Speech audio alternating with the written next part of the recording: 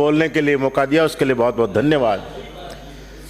सामाजिक न्याय और अधिकारिता विभाग का मतलब कि समाज के हर तबके को न्याय मिले और अधिकार मिले।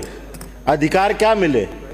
अधिकार समाज में बराबरी का जीने का मिले, और वो तब मिल पाएगा कि जब उसका जीवन स्तर हर उस वर्ग के बराबर जो समाज में अग्रणी बैठा है, तब उसको बराबर का अधिकार मिल पाएगा।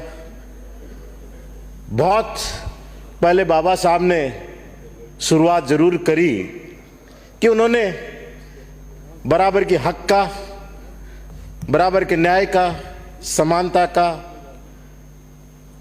जो बहुत सी कुरीतियां थी उनको दूर करने के लिए अभियान चलाया, और कांग्रेस ने उनको मौका दिया कि संविधान सभा का उनको ड्राफ्टिंग कमेटी का चेयरमैन बनाया, और उन्होंने बहुत से प्रावधान उसमें किए कि पिछले 70-80 साल में कुछ सुधार होना संभव हुआ, पर आज भी बहुत जरूरत है।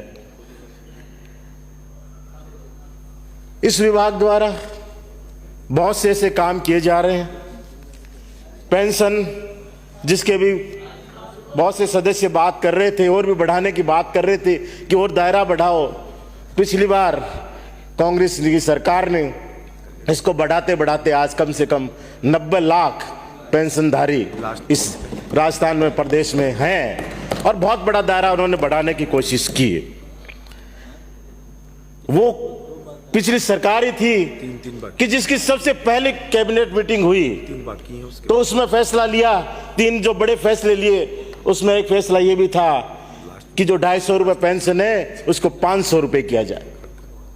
इसी सरकार ने 500 को 1000 रुपए मिनिमम किया कि 1000 रुपए से कम पेंशन नहीं मिलनी चाहिए, और उसी सरकार ने कानून बनाया कि हर साल 1 अप्रैल को 15% स्वतः बढ़नी चाहिए।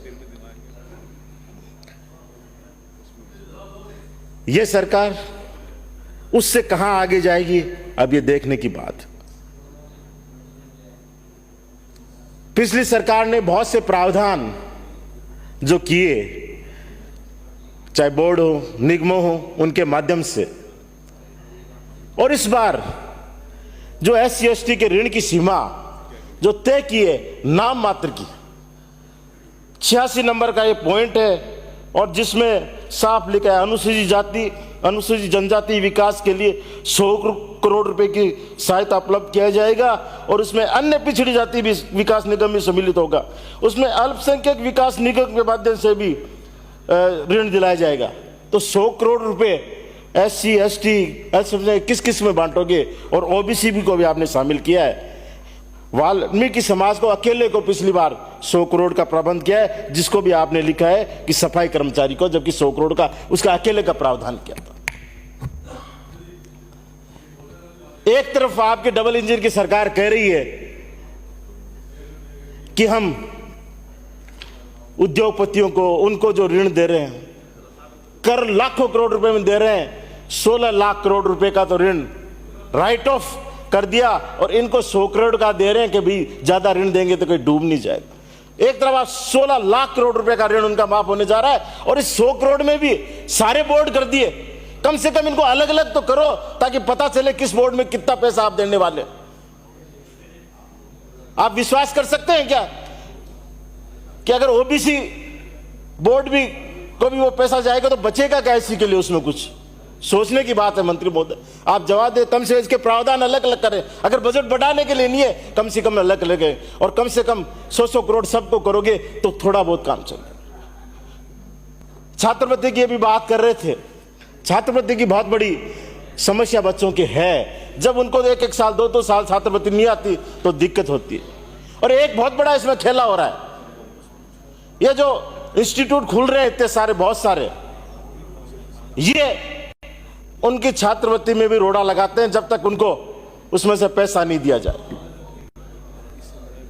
ये पैसा उनका नहीं है, ये पैसा उस जो पढ़ रहा है उसको दिया जा रहा है, उससे चाहे वो फीस चुकाए और कुछ करे, पर इसमें भी कहीं न कहीं डंगा लगाया जा रहा है। आप लोगों ने करीब 311 इंस्टीट्यूट अभी उनको मार्क भी किया है कि जिनमें आप लोगों ने कहा है कि इनकी गड़बड़ियां हैं और गड़बड़ियां पकड़ी हुई हैं, पर इन इंस्टीट्यूटों को गड़बड़ियां पकड़ने से नहीं होगा। जो ये वहां एक नया खेला शुरू हो गया है उसकी तरफ देखना पड़ेगा। ये एक ही जांच अधिकारी सबकी जांच कर रहा है, क्या और विभाग में अधिकारी है ही नहीं? सिर्फ एक अधिकारी है जिसके भरोसे जांच कमेटी चल रही है, सबकी वही जांच कर रहा है और उसके बाद में उसमें सेटलमेंट का काम चल रहा है। ये नहीं चलेगा। आप और किसी से जांच कराए, उनको दंडित करने का काम करें, उन्होंने जो गलतियां करी है उनको पकड़ने का काम करें, तब ये काम हो पाएगा। छात्रों को छात्रवृत्ति का बहुत बड़ा एक समस्या आती है। अगर ई मित्र की छोटी सी त्रुटि हो जाए, मंत्री महोदय, अध्यक्ष महोदय, सभापति का कई बार ई मित्र वाले छोटी सी गलती कर देते हैं जब वो छात्रवृत्ति का आवेदन करता है और उसके बाद में वो भटकता रहता है, वो स्टूडेंट, उसको छात्रवृत्ति नहीं मिलती। इसमें थोड़ा सा सरलीकरण करें कि अगर कोई गलती ई मित्र वाले ने फार्म भरने में त्रुटि कर दी कोई छोटी सी, तो कहीं ना कहीं अमेंडमेंट उस स्तर पे होना चाहिए, किसी स्तर पे होना चाहिए, जिला स्तर पे, ताकि वहां उसमें सुधार कर सके। उसमें सुधार ही नहीं होता और उसकी छात्रवृत्ति हमेशा के लिए लटकती रहती है। गलती किसी से भी हो जाती है, मान्य भूल भी हो सकती है, पर सुधार का उसमें ऐसा सरलीकरण हो कि उसको सुधार जिला स्तर पर वो सुधार हो सके, ये आप लोगों को देखना पड़ेगा। एक तो छात्रावास चल रहे हैं, इस छात्रावास में एक एक जो अधीक्षक है उसके 3-3, 4-4 का जो जिम्मा दिया जाए, इस परिपाटी को तो बंद करो। एक छात्रावास एक के अधीन रहो। हालांकि शिक्षा विभाग के जो आप लगा रहे हैं, वैसे तो पूरा ये शिक्षा विभाग के टीचरों के अधीन ही चल रहा है कि उनके जो टीचर्स है वो जो सुपरिटेंडेंट है उनका काम देख रहे हैं। आप इसमें भर्तियां करें और जो 2, 3, जो 4 है उन चार्जों को तुरंत कहें कि सिर्फ एक के पास एक ही चार्ज है, उनको हटाएं ताकि वो व्यवस्था देख सके, नहीं वो पढ़ने वाले छात्रों का नहीं देख नहीं पाए।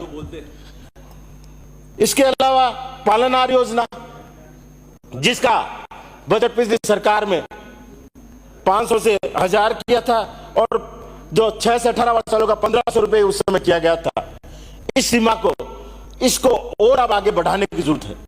आप लोग सिर्फ जो हो गया उसको कंटिन्यू करने से नहीं, जिस तरह से महंगा बढ़े उससे और आप लोगों को देखना पड़ेगा। बहुत जरूरत उन लोगों के है जिनके माँ बाप नहीं है, पालनहार में उन लोगों का आप जोड़ रहे हैं। 6.5 लाख के करीब का दायरा वो हो चुका है। आज भी बहुत से ऐसे वंचित है, उनको भी जोड़ने का आप प्रयास करें, ताकि वो जो बच्चे जो के माँ बाप नहीं रहे, जो अनाथ हो गए और पालनहार से जोड़े, उनका पूरा हक, पूरा लाभ वो कहीं ना कहीं ले सके। स्कूटी योजना की बहुत से लोगों ने बात की। श्री भागचंद टाकड़ा 5000 स्कूटी को 2000 पे लिया है आप लोग। विराजय मानिस। धन्यवाद सर।